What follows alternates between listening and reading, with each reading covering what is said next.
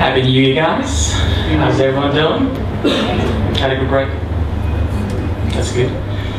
My name is Nirish, and I've been in UX for the past 3.5 years, and right now I'm working for this awesome company called Fairfax, just for a couple of months before I head off to the UK. So if you're ever down in the UK, just give me a shout and we'll go for a pint or three. And tonight's presentation, it's by the way, it's also about how not to use bad fonts for your slide deck. So, just bear that in mind. Have you ever learned a new skill, or found out that when you're learning something, you actually learn a skill that's totally unrelated to that skill you're learning originally? You know how sometimes when you learn how to dance, you kind of learn the steps that you need for, I don't know, rock climbing or something. It can happen. I mean, it did happen to me. And when I started learning this style of Kung Fu called Wing Chun last year, I started to actually learn some principles that was being taught that are actually key to good UX design as well. Now, Wing Chun, it was a Kung Fu technique that was invented by a woman, a Buddhist nun in China around 300 years ago. So it was designed for people of small stature, like myself. And one of the most famous proponents of this particular style of Kung Fu is actually Bruce Lee. He was actually the same height as me, and still kicked ass. But I guess our commonality probably stops there. Anyway, so I've learned these 4 principles from Wing Chun Kung Fu that can help us design better designs. And these 4 principles are structure, directness, economy of movement, sensitivity. And the first one is structure. See, everything strong starts off with a good structure, a solid structure. And in Wing Chun, we actually learn this stance called the sheep shearing stance. So you basically, relax, and you can't really see my feet here, but I'm just pointing my toes outwards and my heels inwards, and make sure that my feet are actually shoulder width apart, or in that distance.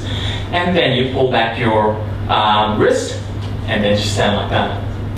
And this stance is actually meant to strengthen your structure and make you more stable when you're actually in a real fight.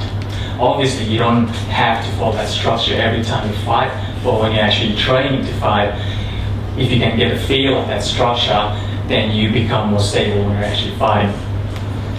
And another interesting thing that we do in Wing Chun is something called Tai Gong.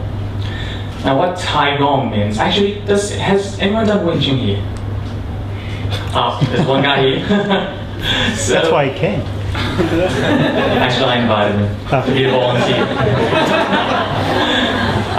So, there's a technique called Tai Gong, which basically means that when you're in that stance, you constrict or contract your anal sphincter muscles, pretending that you're holding a golf ball in between your butt cheeks. Now, there's a science behind that, and what that does is it actually makes your core stronger. Now, I'm probably going to do a little demonstration here. Anyone wants to volunteer? Need a volunteer? Go on the chair. Anyone? You don't have to. There you go. This guy with the beard, the hipster guy.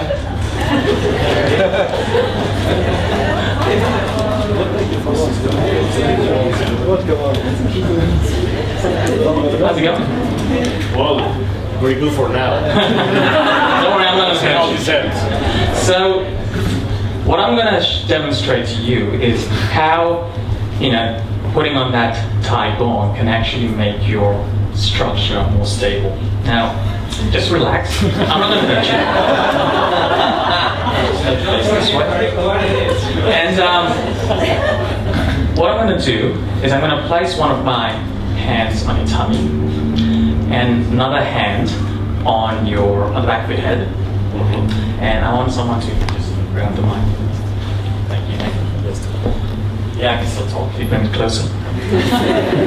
So, what I'm doing is I'm just testing how stable his core is. So just relax. I'm gonna just push you very gently on the top of your head. Go for it. Okay. So that's for you, yeah. Now, what I would like you to do is I'd like you to do the Thai bomb. So imagine. No need to visualize anything. So just imagine you are trying to grab a golf ball in between your butt cheeks. Or if you want to make it yes, I pretty often, yeah. So constrict your anal sphincter muscles. I don't know how to put it like in a better way. It has to be like this or? It's up to you. Okay. So have you constricted your muscles? Slightly, yes. Now I'm going to do the same thing. I'm going to apply the same force. I'm applying the same force, aren't I?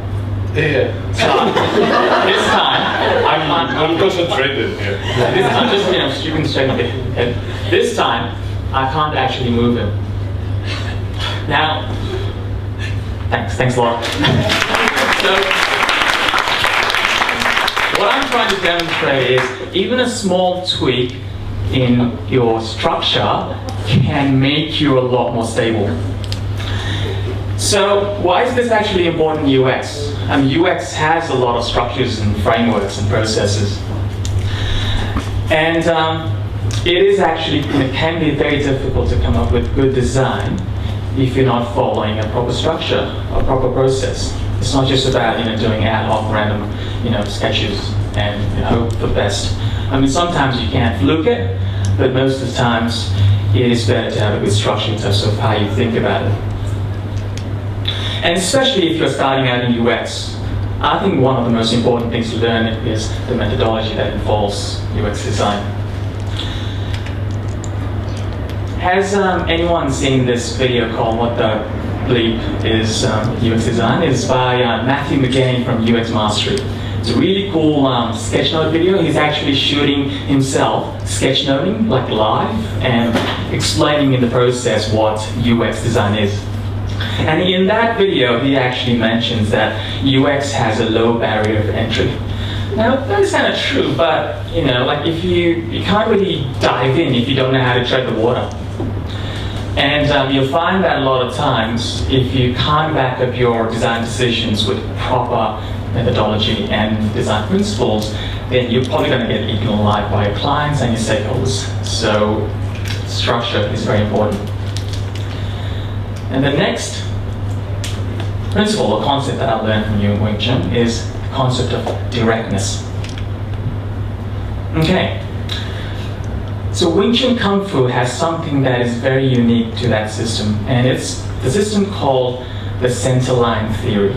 So when you're assuming that position and doing whatever you need to do, you basically focus your mind on a center line. So imagine there's a center line running from the center of your body and going towards the center of your opponent's body. The reason we focus on the center is because that's where all your vital organs are. Your eyes, your mouth, your throat, in the case of guys, your balls. We can be pretty fragile. So you're basically focusing on areas which do the most damage to your opponent. And also, what's the shortest distance between any 2 points? Point A, point B. A straight line. And the shortest distance between your fist and your opponent's face is also a straight line. I'm not condoning any punches or violence here, I'm just explaining the theory. So there is always a straight line between yourself and your opponent. So most attacks in Wing Chun are actually performed in a straight line. So in boxing, you know how you do like a massive circular hook, punch, and jab. But in Wing Chun, you actually just punch in a straight line because that is the fastest way to punch. And even when someone is actually doing a jab or something to you, you can actually defend just focusing on the center line and their center bits and defend and attack at the same time. So you don't have to, be on a side-on stance like this. Even with the straight-on stance, you can actually defend and punch and kick at the same time. So if you're using 3 limbs at the same time, so that's more efficient. Why is directness important in UX? Well, your customers and your users, they want to get from their goal to their need as quick as possible. They don't want to dilly-dally around. So when you're writing copy for your website, remember, you're not actually writing a suspense novel, unless you're actually writing a suspense novel for your website. When you're designing, say, a checkout process, you're not actually designing a crossword puzzle for the customer to solve. You actually want them to help them get from the product to actually the usage as soon as possible.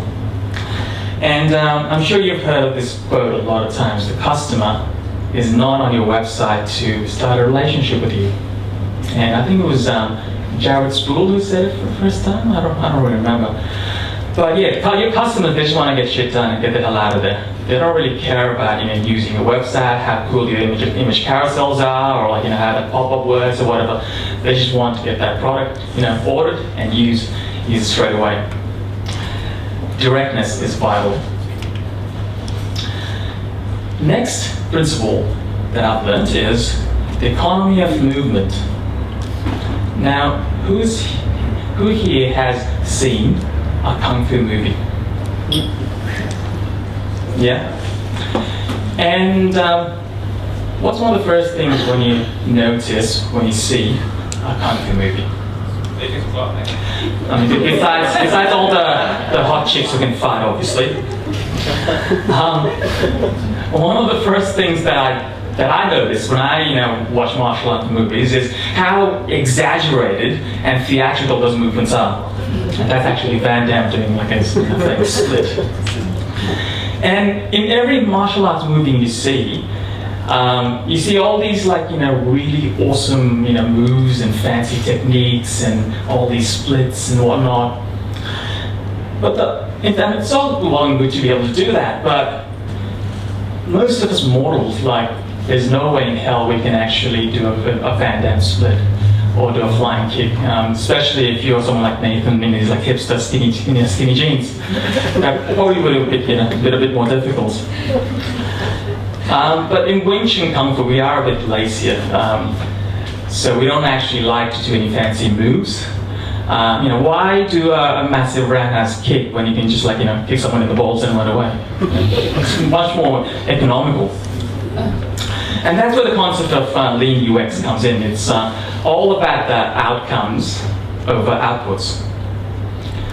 Why write up that massive, big, fat report from your user testing when maybe no one's going to really read it? Probably going to just collect dust at the back of someone's shelf. Why spend time doing all these detailed screens and designs when it's not going to get you any conversions and clicks? Especially if you're a startup, you probably want to just focus on your MVP and worry about the detailed design later. Economize your movement, very important.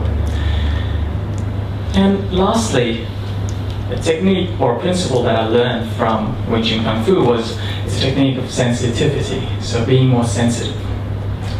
And not sensitive as insensitive like this guy, but it's actually being sensitive to your opponent's intention, their movement, and the direction of their force.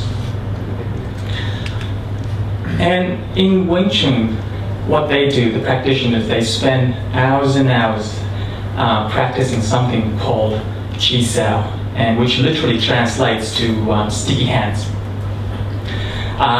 The reason it's called sticky hands is because your hands, your arms, are always in contact with your opponent's arms. so that you can constantly feel their pressure, the direction of their force, what they're trying to do, and then you can respond to that immediately. But this kind of sensitivity actually requires you to be really relaxed, and one of the things that you'll hear a lot of Wing Chun teachers tell you is the more relaxed you are, the more force you can generate. But this is actually completely opposite to how we've been raised to believe. You know, it's better to be harder, faster, better, stronger. They've even written a song about it. But that's not what this guy thinks. He thinks that being adaptable is actually better for our survival. And he's the big daddy of survival skills, so I'd rather trust him than Daft Punk. Even in UX, you get all these constantly changing forces that is always trying to destabilize you as a designer. Things like you've got technical constraints and cultural constraints, user needs. There can be massive constraints. Business needs, budget cuts, restructures, whatnot. The thing is, you don't have to be the smartest designer, the best designer in the world to actually deal with this. You just have to be a bit more sensitive and a bit more adaptable. So sense the change that's coming and respond to it accordingly. And yes, you have your foundation, your design knowledge, the principles, your experience, but it's the sensitivity is what will take you further ahead. And if you can't change according to the circumstances, then you're going to make life a lot difficult for yourself. And this reminds me of this quote from Bruce Lee. When you pour water in a cup, it becomes the cup. When you pour water in a teapot, it becomes the teapot. When you pour water in a bottle, it becomes the bottle. Water can drip and it can crash. Be water, my friend. Be sensitive and respond accordingly. So ladies and gentlemen, those are the 4 key principles that I've learned from UX, from Wing Chun Kung Fu, that I hope you can use in your own career and kick some nice ass.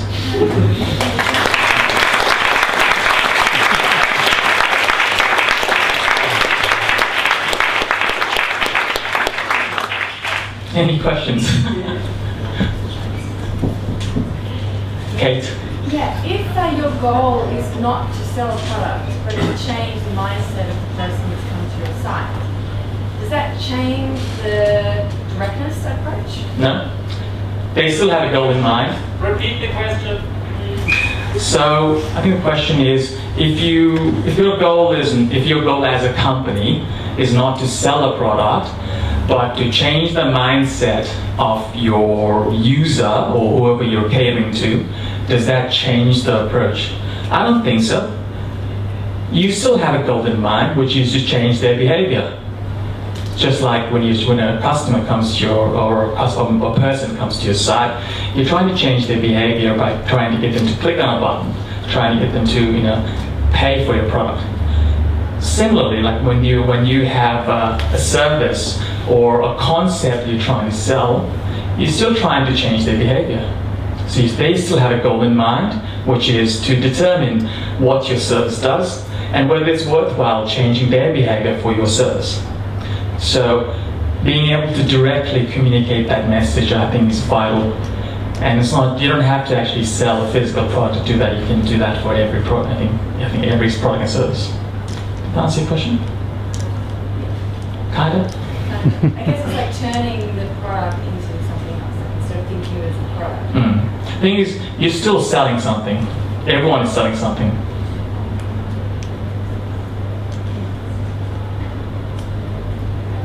Good question. Ash? Going on from that question, it's like different people react to directness in different ways.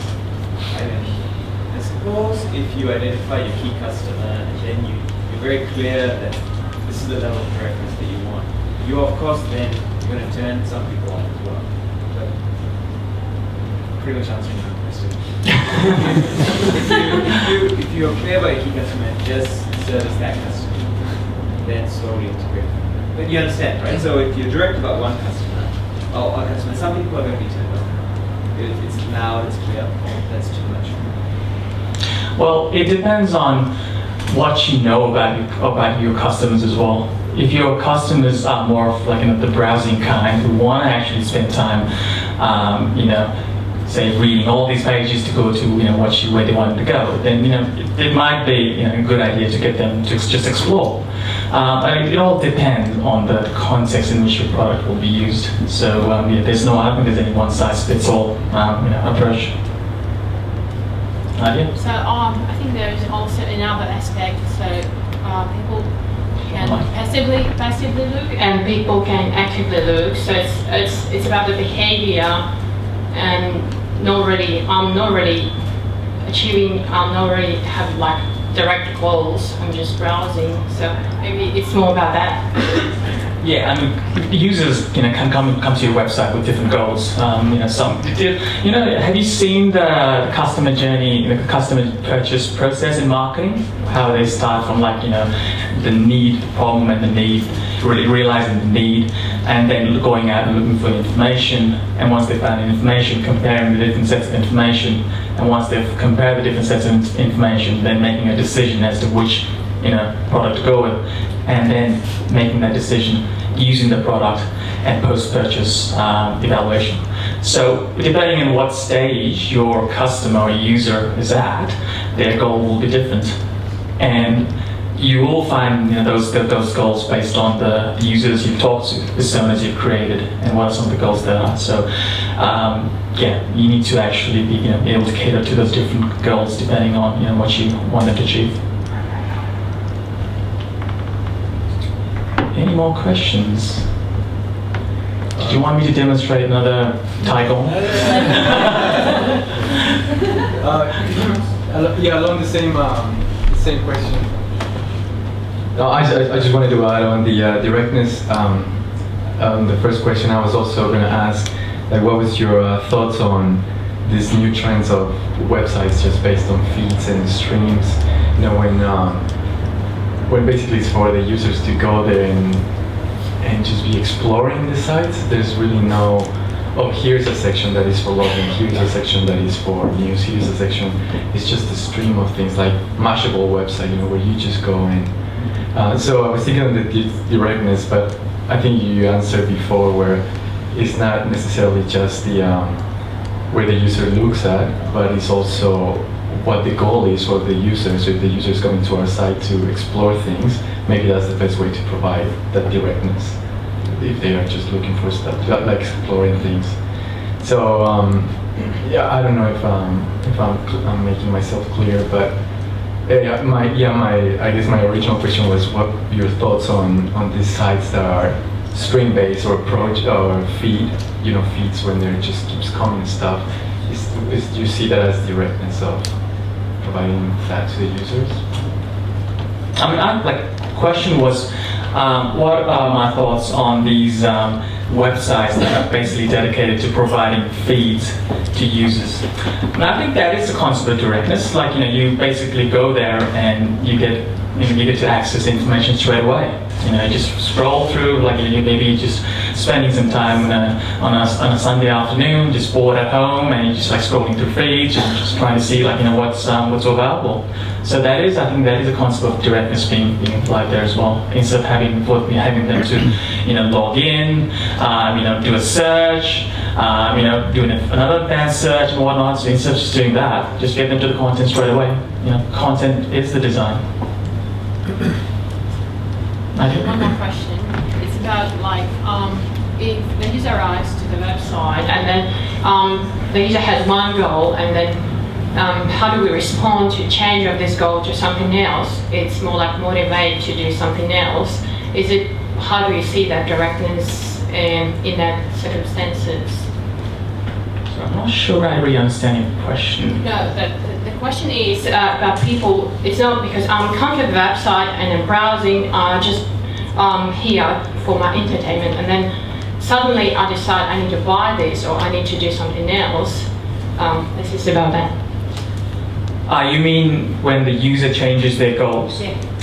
Well, that's when they switch on, so they take off the hat of a browser and put on the hat of a purchaser. And if your website can cater to the needs of the purchaser persona, then they will latch onto that. If you have clear calls to action for them to follow, clear path for them to follow to make those decisions, they should be able to do that. But having said that, it is easier said than done. I'm not sure if we have time for any more questions, do we? I think we're on time, so let's Switch? yeah. Great. Thanks a lot, guys.